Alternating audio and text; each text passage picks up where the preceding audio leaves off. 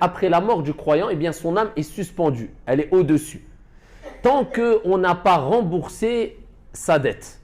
Voilà pourquoi le prophète alayhi salam, lorsqu'une personne décédait, la première des choses qu'il demandait, est-ce qu'il a une dette? Et c'est ce qui est demandé de faire lorsqu'il y a une personne qui décède parmi nos proches, parmi nos amis, parmi nos familles. Eh bien, il est important de vérifier est-ce qu'il n'a pas laissé de dette. S'il a laissé une dette, on se doit de se précipiter de rembourser sa dette. Tout simplement parce que le prophète a dit « Nafsul mu'min mu'allaqatun bidaynihi ». Elle est suspendue, elle est en relation avec quoi? Avec sa dette.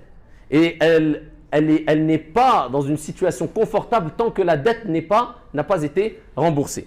Donc on voit que emprunter de l'argent, ce n'est pas illicite, mais ce n'est pas une chose recommandée tant qu'il n'y a pas vraiment un besoin de demander. De plus, il est important de se précipiter de rembourser sa dette le plus tôt possible afin de ne pas mourir dans cette situation inconfortable qui sera qu'on est endetté.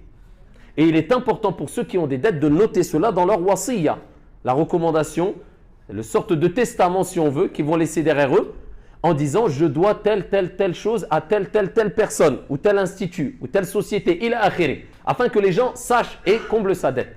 Donc quand on sait que simplement mourir endetté, on ne parle pas encore des intérêts usuraires, c'est quelque chose qui nous met dans une situation assez critique après notre mort, que dire de celui qui va s'endetter d'une dette accompagnée d'intérêts usuraires?